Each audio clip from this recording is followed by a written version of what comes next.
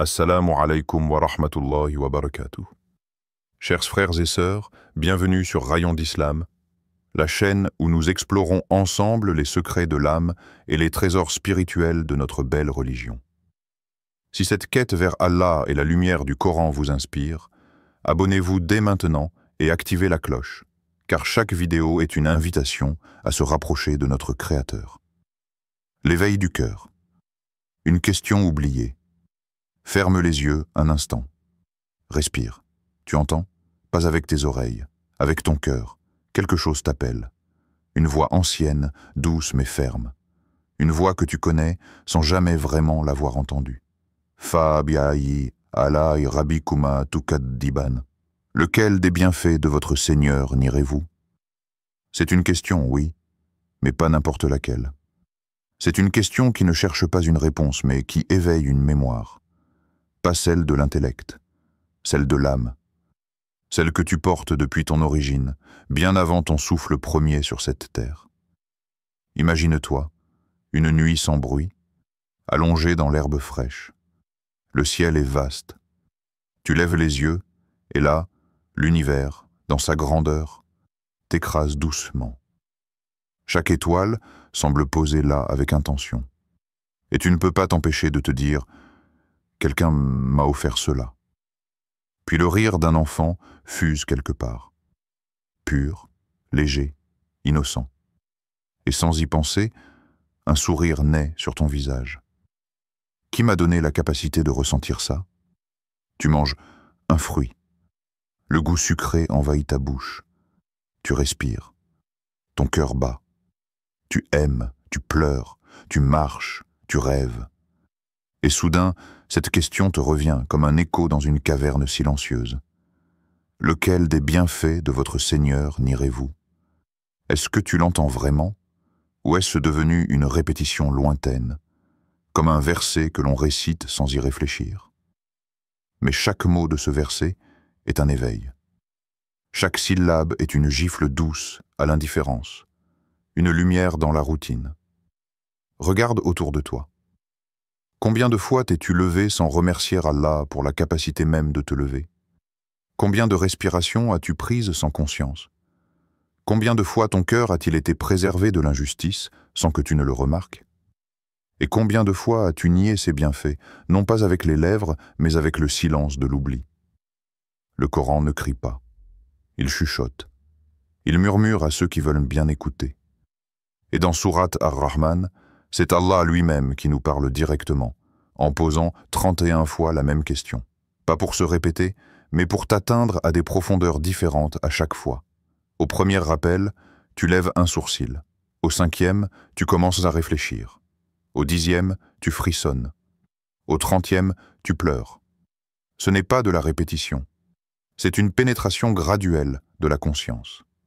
Car Allah connaît la dureté des cœurs. Il sait que pour certains, une fois ne suffit pas. Et alors tu te demandes, ai-je vraiment compris ce que veut dire « bienfait » ? Est-ce que ce n'est que l'argent, la santé, la famille? Ou est-ce aussi le chagrin qui t'a rapproché d'Allah? La solitude qui t'a poussé à prier? La maladie qui a purifié ton âme? Et même les larmes qui ont lavé ton cœur? Chaque élément de ta vie, même ceux que tu rejettes, peut être un bienfait déguisé, mais seulement si tu le regardes avec les yeux de l'âme. Fabiayi ala rabbikuma tukaddiban. Cette question n'est pas posée pour Allah. Elle est posée pour toi. Et toi, quel bienfait as-tu oublié de remercier aujourd'hui? La répétition divine, pourquoi 31 fois? Une question, posée une fois, peut éveiller l'attention. Posée 2 fois, elle insiste. Mais posée 31 fois, elle n'est plus simplement une question. Elle devient une révélation martelée, un appel pressant, une urgence divine adressée à l'oubli de l'homme. Lequel des bienfaits de votre Seigneur nierez-vous? Fa bi'ayi ala rabbikuma tukaddiban. Dans toute la sourate Ar-Rahman, ce verset revient comme une marée. Il entre, il recule, puis il revient, encore et encore. Pourquoi? Parce qu'Allah connaît notre nature humaine mieux que nous-mêmes. L'homme oublie, l'homme banalise, l'homme s'habitue au miracle. Le soleil se lève, on ne dit rien. Le cœur bat, on l'ignore. La main se referme, saisit, caresse, on ne voit même plus ce que cela signifie. Et Allah, dans sa miséricorde infinie, ne nous accuse pas d'abord. Il nous réveille. Il ne nous condamne pas d'un coup. Il nous interpelle, avec la douceur d'un maître, avec la tendresse d'un père, avec l'insistance d'un ami divin. Et peu de mes serviteurs sont reconnaissants. Sourate Saba, verset 13.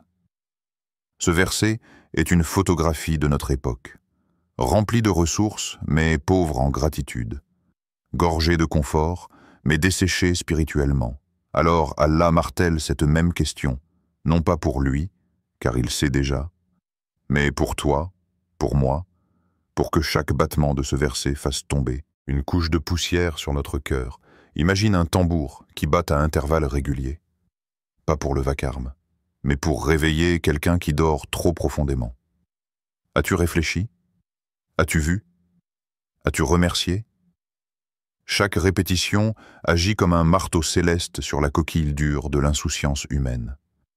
Une première fissure, puis une autre, et à la 31e peut-être, la lumière entre. Et si tu remarques bien, ce verset arrive après chaque nouvelle mention d'un bienfait. La création, les étoiles, les mers, la justice, la nourriture, le paradis. C'est comme si Allah disait à chaque fois « Je viens de t'énumérer un miracle. Alors dis-moi, vraiment, peux-tu le nier ?» Mais qui d'entre nous a répondu à cette question? Qui a osé dire « Non, mon Seigneur, je ne nierai aucun de tes bienfaits ». La répétition ici n'est pas redondance. Elle est stratégie divine. Elle est conçue pour atteindre chaque fibre différente de ton être. Quand tu lis ce verset alors que tu es malade, il te touche d'une certaine façon. Quand tu le lis en bonne santé, il résonne autrement. Quand tu es en deuil, il te pénètre. Quand tu es joyeux, il te fait pleurer. Une même phrase. Un impact différent. Un moment différent. Une âme différente. C'est cela, le miracle de la répétition divine. Ce n'est pas une boucle, c'est une échelle. Chaque Fabiayi ala i rabbikuma tukaddiban te fait monter un degré de conscience, jusqu'à ce que tu ne puisses plus répondre autrement que par la prosternation. Et peut-être, à la toute fin, tu comprendras enfin. Ce verset ne demande pas une réponse. Il exige une transformation. Un miracle dans la récitation. Le pouvoir de la voix divine. Il est 3 heures du matin. La maison est silencieuse. Tout dort, sauf ton âme. Tu te lèves, tu ne sais pas vraiment pourquoi. Quelque chose t'a tiré du lit. Un besoin que ni l'eau ni le sommeil ne peuvent apaiser. Tu prends ton mouchaf et tu l'ouvres à la sourate Ar-Rahman. Tu inspires doucement. Puis tu récites Ar-Rahman, Allama al-Qur'an. Et soudain, quelque chose change. La vibration de ta propre voix résonne dans ta poitrine, dans ta gorge, dans l'air autour de toi. Mais ce n'est pas seulement toi qui parles, c'est Allah, à travers ces mots, qui parle en toi. Et pour un instant, tu n'es plus un simple lecteur. Tu es un réceptacle vivant de sa parole. Fabiayi ala i rabbikuma tukaddiban. Tu le récites, tu le sens. Et ce verset n'est plus une phrase, c'est une présence. Des larmes que tu ne comprends pas glissent, ton cœur bat plus lentement. Tu n'as rien résolu dans ta vie, aucun problème n'a disparu. Mais quelque chose s'est détendu, en profondeur. Ceux qui l'ont essayé te le diront. Des jeunes rongés par l'anxiété, des femmes éveillées par des pensées envahissantes, des hommes écrasés par le poireau du monde. Tous ont ouvert la bouche pour réciter Ar-Rahman. Et tous ont ressenti une chose qu'aucun mot ne peut vraiment traduire. Une paix sans origine. Une paix qui ne dépend de rien. C'est la paix qui descend du ciel à travers la parole. Ceux qui ont cru et dont les cœurs se tranquillisent à l'évocation d'Allah. N'est-ce que point par l'évocation d'Allah que se tranquillisent les cœurs? Sourate Ar-Ra'd, verset 28. Ce n'est pas une promesse vague. C'est une réalité concrète, un phénomène spirituel vécu par des millions, souvent seuls, souvent dans la nuit, souvent à genoux. Des cœurs qui battent à toute vitesse et qui, soudainement, ralentissent. Pourquoi Ar-Rahman? Pourquoi cette sourate spécifiquement? Parce qu'elle est rythmée comme un souffle divin. Elle commence avec le nom d'Allah le plus tendre, Ar-Rahman. Puis, elle déroule. C'est bien fait comme des vagues, et entre chaque vague, cette voix. Fabiayi ala rabbikuma tukaddiban. Et toi, tu en nies encore? Mais quand tu le récites toi-même, tu ne peux plus nier, car ton propre corps devient le témoin de ce miracle. Ton souffle s'accorde au rythme céleste. Ton cœur se synchronise à la parole divine. Tu es soudain présent à toi-même, comme si, pour la première fois, tu vivais vraiment. Et ce moment te change. Tu peux réciter d'autres sourates, tu peux écouter d'autres versets. Mais Ar-Rahman récité dans le silence de la nuit, c'est autre chose. C'est comme si la voix du Coran prenait la tienne, la mélangeait à la sienne, et te disait « Tu n'es pas seul. Tu n'as jamais été seul. C'est moi qui t'ai parlé, depuis le début. Et là, même si la nuit est encore noire, tu n'as plus peur. » L'histoire du prisonnier repentant. Il y a quelques années, dans une prison anonyme du Moyen-Orient, un homme était enfermé. Il n'était pas célèbre, ni puissant. Juste un homme parmi des centaines. Ses yeux étaient vides, son passé pesait sur lui comme des chaînes invisibles. Chaque nuit, les murs le renvoyaient à sa solitude. Pas de visite, pas d'appel, juste le silence et le regret. Il s'appelait Tarek, le genre d'homme que la vie avait tordu, parfois bourreau, parfois victime. Il portait sur lui les cicatrices de ses propres choix.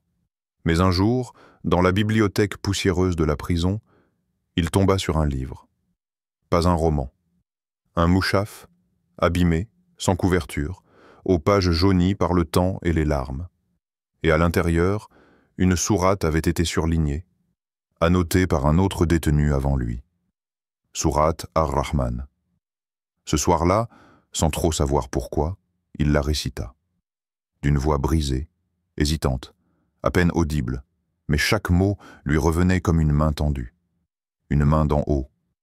Et lorsque ce verset arriva, Fabiayi ala rabbikuma tukaddiban. Lequel des bienfaits de votre Seigneur nierez-vous? Il s'interrompit. Il faillit refermer le livre, parce qu'au fond de lui, une voix criait « Quel bienfait! Je suis en prison, j'ai tout perdu, j'ai trahi, j'ai été trahi. » Mais il continua. Le verset revint, une fois, 2 fois, 3 fois.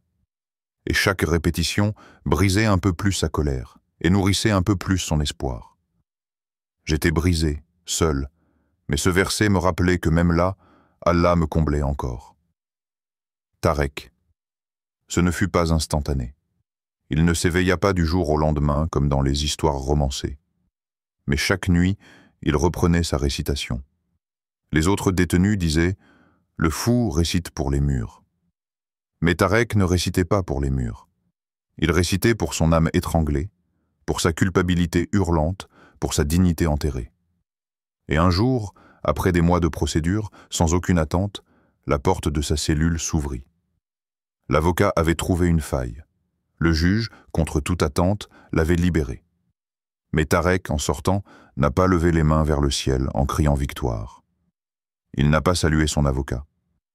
Il a simplement regardé le soleil, longtemps absent de ses yeux, et a murmuré « Ce n'est pas l'avocat qui m'a sauvé, c'est Ar-Rahman. » Pas la sourate en elle-même, mais la miséricorde qui l'habite, celle qui l'a transformé avant même qu'il ne quitte sa cellule.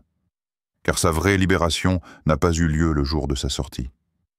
Elle a eu lieu la nuit où il a entendu pour la première fois le verset, et qu'il a choisi de croire qu'Allah ne l'avait jamais abandonné. Alors toi, qui écoutes aujourd'hui, as-tu toi aussi connu une nuit obscure? Une nuit où tu t'es senti piégé par la vie, étouffé par ton passé, abandonné des tiens? Et dans cette obscurité, est-ce que tu as récité, ne serait-ce qu'un verset? Est-ce que la parole d'Allah t'a tenu la main, alors que personne d'autre ne le faisait? Souviens-toi. Le miracle d'Ar-Rahman, ce n'est pas qu'il te sorte d'une prison. C'est qu'il te libère même quand tu y es encore. Un regard scientifique, vibration et guérison. Dans les laboratoires du monde entier, des chercheurs étudient des phénomènes invisibles à l'œil, mais puissamment réels. Les ondes, les fréquences, les vibrations, car tout, dans l'univers, vibre. Du battement d'un cœur au chant des galaxies. Et dans cet univers vibrant, la voix humaine occupe une place unique. Elle n'est pas qu'un moyen de communication. Elle est une fréquence vivante, capable d'apaiser ou d'angoisser, de guérir ou de blesser. Des études récentes en neurosciences ont montré que certaines modulations sonores, particulièrement dans les gammes graves et répétitives, peuvent ralentir le rythme cardiaque, détendre les muscles, réduire l'activité du système nerveux sympathique, celui qui produit le stress. Et parmi ces sons étudiés, la récitation du Coran, et en particulier Surat Ar-Rahman, attire l'attention.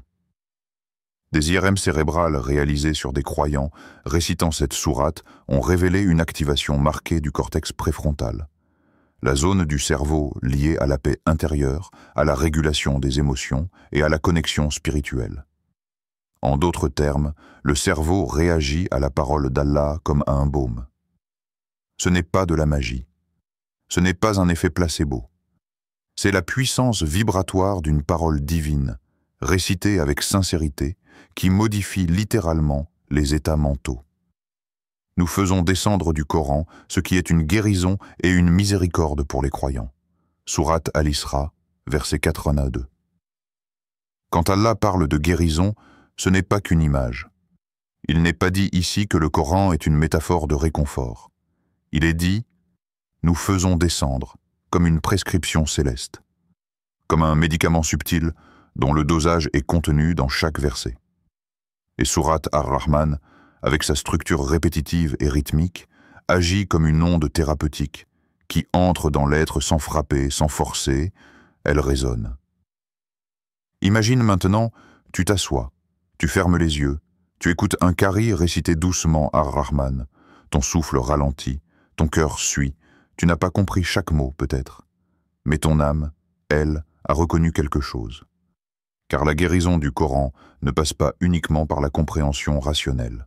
Connexion plus ancienne, plus profonde, enfouie au plus intime de ton être. C'est comme si chaque cellule de ton corps se souvenait que cette parole vient de là, d'où tu viens, d'Allah. Et toi, tu crois écouter un verset, mais c'est le verset qui est en train de t'écouter. Il mesure ta douleur, il pénètre ton silence intérieur, et il opère sans bruit. Alors, quand tu récites Ar-Rahman, ou que tu l'écoutes avec présence, ne dis pas simplement « c'est beau », dis plutôt « c'est vivant ». Car ce ne sont pas des sons, ce sont les battements d'un livre qui te connaît mieux que toi-même. Les noms d'Allah dans la sourate, une présence douce et majestueuse, Ar-Rahman. C'est par ce nom que la sourate commence. Un nom immense. Un nom qui embrasse tout. Un nom qui ne juge pas, mais qui prend dans ses bras. Et ce nom n'est pas placé au hasard. Il n'est pas un simple titre d'introduction. Il est la porte d'entrée, la clé de lecture, l'intention divine pour tout ce qui va suivre. Dans cette sourate, Allah ne se présente pas comme le puissant, le vengeur, le dominateur. Il se dévoile comme Ar-Rahman, celui dont la miséricorde enveloppe tout, même ceux qui ne le reconnaissent pas. Tu veux comprendre cette sourate? Alors pose cette question. Et si tout ce que je vois était un acte d'amour divin? Il a créé l'homme, lui a appris l'expression claire. Sourate Ar-Rahman, versets 3 à 4. Chaque verset est une caresse déguisée. Chaque mention des bienfaits, les étoiles suspendues, les mers aux flots mêlés, les palmiers, les grenades, les perles et les coraux, est un signe d'attention. Et toi, lecteur, spectateur, âme en quête, as-tu déjà observé un fruit comme une preuve d'Allah? As-tu déjà plongé tes mains dans l'eau en pensant « Ceci est un don de celui qui m'aime » Dans cette sourate, Allah n'impose pas. Il invite, il montre, il suggère sa présence dans la beauté. C'est pour cela que cette sourate touche le cœur même de ceux qui doutent. Parce qu'elle ne te parle pas de loi, mais de lumière. Elle ne commence pas par obéis ou crois, mais par regarde. Regarde ce monde. Regarde comme il est finement équilibré. Regarde comme les contraires cohabitent. La mer salée et la douce, la chaleur et la fraîcheur, la vie et la mort. Et vois dans cet équilibre la trace du miséricordieux. Les savants disent que les noms d'Allah sont des miroirs dans lesquels tu peux voir ton propre état. Dans cette sourate, c'est Ar-Rahman qui domine. Parce que tu as besoin de commencer par cela. Par le sentiment que tu es aimé. Que même si tu as fauté, même si tu t'es éloigné, même si tu n'es pas régulier dans tes prières, tu es encore sous son regard de compassion. Il t'a créé, il t'a donné la parole. Il t'a offert la nature, le souffle, le sommeil, le rire, la guérison, les couleurs. Et à travers chacun de ces dons, il t'a murmuré son nom. La sourate ne crie pas. Elle chante, elle peint. Elle déroule un tapis céleste et t'invite à marcher dessus avec les pieds nus de ton cœur. Et pendant que tu avances, verset après verset, Allah te dit, sans cesse, « Fa bi ayyi ala'i rabbikuma tukaddiban » Lequel des bienfaits de ton Seigneur vas-tu nier encore? Un défi spirituel. Récitez-le ce soir. Toi qui regardes cette vidéo, prends ce moment comme un appel, pas comme un simple passage. Un appel à rentrer dans un silence sacré. Un défi, mais pas comme les challenges bruyants des réseaux sociaux. Celui-ci est un défi de l'âme. Un défi que personne ne voit, mais dont Allah est le témoin. Ce soir, lorsque la nuit tombera et que le monde se calmera un peu, éteins tes écrans. Éteins la télé, la musique, les notifications. Coupe-toi de ce vacarme qui te suit sans relâche. Et choisis d'être présent. Prends ton mouchaf. Ouvre-le, sourate Ar-Rahman. Et maintenant, récite. Pas vite, pas pour finir, pas pour faire son devoir. Récite lentement, doucement, en murmurant si tu veux, ou en silence si tu préfères. Et surtout, à chaque fois que tu lis « Fabiayi ala'i rabbikuma tukaddiban » lequel des bienfaits de votre Seigneur nierez-vous? Arrête-toi, ferme les yeux, respire et réponds. Pas avec la langue, avec ton cœur. Pose-toi la question sincèrement. Et moi, qu'est-ce que j'ai nié?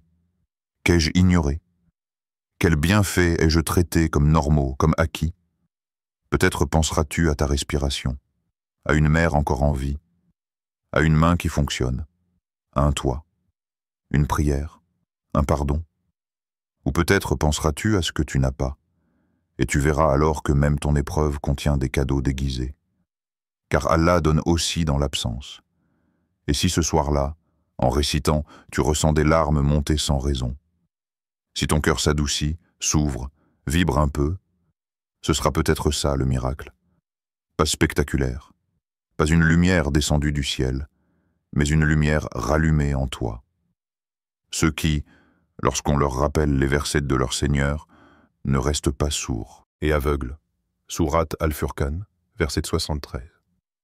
Récite comme si tu parlais à quelqu'un qui t'écoute vraiment. Réponds comme si tu avais enfin compris que chaque verset te cherche. Et à la fin, ne t'attends pas à une réponse extérieure. Observe ton cœur. Regarde s'il est un peu plus calme, un peu plus humble, un peu plus tourné vers le haut. Car ce sera peut-être ça, ton miracle. Celui que personne ne voit. Mais que ton âme, elle, n'oubliera jamais. Les pleurs du prophète. La réaction d'un cœur vivant. Imagine un soir tranquille à Médine. Le vent est doux, le sable est tiède. La lune veille silencieusement au-dessus des toits simples. Dans cette atmosphère paisible, un compagnon se tient devant le messager d'Allah, humblement, le cœur vibrant d'amour et de respect. Il commence à réciter une sourate que nous connaissons tous, Ar-Rahman. Verset après verset, la voix s'élève, douce, solennelle, pénétrante. Fabiayi ala'i rabbikuma tukaddiban. Lequel des bienfaits de votre Seigneur nierez-vous? À chaque répétition, le compagnon regarde le prophète. Et ce dernier murmure, les yeux brillants, La bishay'in min ni'amika rabbana nukaddib. Falaka alhamd. Nous ne renions aucun de tes bienfaits, ô notre Seigneur. À toi la louange. Et puis, les larmes. Elles ne viennent pas comme une émotion soudaine. Elles viennent comme une réponse naturelle, presque obligatoire, d'un cœur vivant face à la majesté et à la miséricorde de son Seigneur. Ce moment, rapporté par les compagnons, n'est pas juste un détail historique. C'est une leçon vivante. C'est la preuve que le cœur du prophète n'était pas seulement savant. Il était réveillé, présent, vibrant, subtil. Quand nous lisons ce verset, parfois nous passons rapidement, sans nous arrêter. Peut-être distrait, peut-être fatigué, peut-être endurci. Mais lui, il ne passait jamais à côté d'un appel d'Allah sans y répondre. Il ne restait pas silencieux face à un verset qui parle. Et toi, quand tu entends cette question répétée, lequel des bienfaits de votre Seigneur nierez-vous? Ton cœur reste-t-il muet? Ou s'éveille-t-il, ne serait-ce qu'un instant pour dire « Ya Rabbi, je te vois, je reconnais, j'ai trop ignoré ». Les larmes du prophète ne sont pas des larmes de douleur. Ce sont des larmes d'éveil. Larmes d'un homme qui connaissait son Seigneur plus profondément que quiconque, et qui, malgré cela, ou peut-être à cause de cela, ne pouvait contenir sa gratitude. Il ne récitait pas pour réciter. Il récitait pour répondre, pour dialoguer. Et c'est peut-être ça, la vraie récitation. Pas celle des lèvres, mais celle du cœur qui tremble. Nous avons besoin de revenir à ce modèle, à cette spiritualité vivante, à cette écoute profonde du Coran comme une parole adressée à toi, ici, maintenant. Car le prophète n'a pas pleuré parce qu'il était faible. Il a pleuré parce qu'il était plein, plein de conscience, plein de lumière. Et dans cette lumière, chaque verset devenait un océan. Si cette vidéo a touché votre cœur, n'hésitez pas à laisser un dans les commentaires, à la partager avec vos proches pour propager ce rappel précieux, et surtout, abonnez-vous afin de ne jamais manquer un rayon de lumière dans votre vie. Qu'Allah vous comble de sa miséricorde infinie et vous guide toujours sur le droit chemin. Wassalamu alaykum wa rahmatullahi wa barakatuh.